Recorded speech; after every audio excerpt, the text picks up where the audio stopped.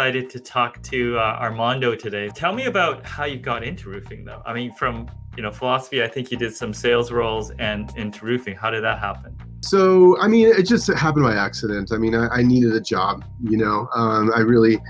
I moved to Denver and I wanted to write for this newspaper, and I wanted to kind of get my writing career going. I basically was kind of like needed a job, bouncing around from job to job. I thought I was going to do like insurance sales, and then I thought I was going to do, I dabbled in real estate a bit for a little while, real estate sales. And then I was just kind of like driving to the yoga class, and I was thinking to myself, what am I going to do next? I'm almost out of savings. Like this is getting a little scary here. And I thought to myself, man, I heard a guy talking about roofing at a party. And I was like, I wonder if I can get his number. I wonder if I can track him down. Like, I wonder if they need salespeople for that. I heard during that conversation that they're making good money, that they're excited about the season. It kind of intrigued me a little bit, I park my car, put on my mat, walk up the sidewalk, open the door, and guess who is standing there? None other than the guy who I was thinking about, who was having that conversation, was standing right there at the yoga studio.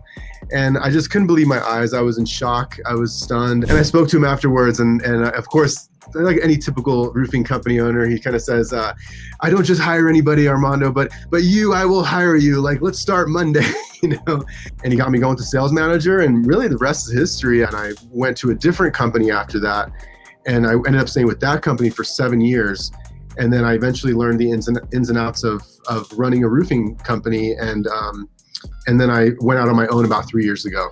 What do you think people that are not in the roofing industry, what do they misunderstand about the roofing industry, or what's the disconnect there? I've always been kind of doing my own thing with the roofing industry, with my roofing company, and I think what I see out there is definitely a lack of like understanding as far as like branding goes. I think a lot of people sort of like still think in the roofing industry, still think of branding in terms of I have a logo. There's so much more to brand than logo. The way that you do business, I think the brand is related to the company's culture. And I think the way you kind of do business on a regular basis, on a daily basis, is part of the brand. The way that you communicate with your customers is part of the brand. You said you learned the ins and outs of roofing.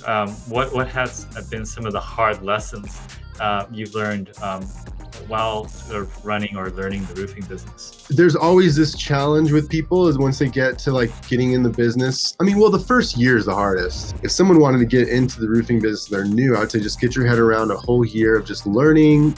You can still make some decent money, but not the kind of money you can make on your second year or your third year. The next challenge is once people make it past those years and they get to their fourth year, they start thinking, well, I can do this on my own. Give it a good year of thought, and then after that year of thought, give it a year of planning. Like really like think about it and plan it out correctly. I kind of think those are some two major things though. If you're new, get over that first year. And then if you've been doing it for a few years, you want to go on your own, give it a lot of thought, give it a lot of planning, and really do some soul searching on that front. What are some of the things that you have to account for in that planning? For one, you don't necessarily need to go out on your own. I think if you want to be your own boss, that's probably the number one thing. Like if you really want to be your own boss, then you have to go out on your own. I mean, there's no way around it. But if you don't want to be your own boss and you like working in a team, maybe you go to the managers that you work with and ask about some kind of equity partnership, some sort of profit share split. That's what I did. I had a 4-person team for many years.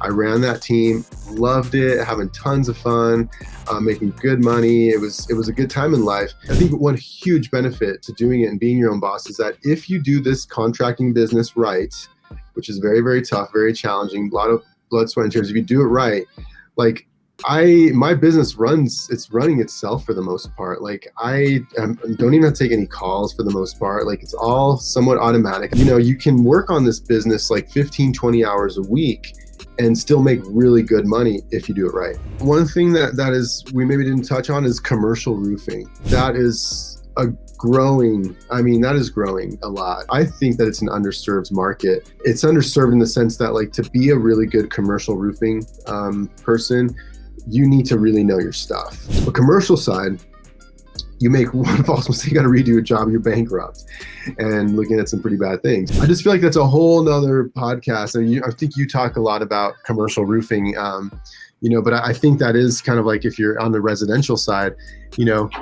start exploring that,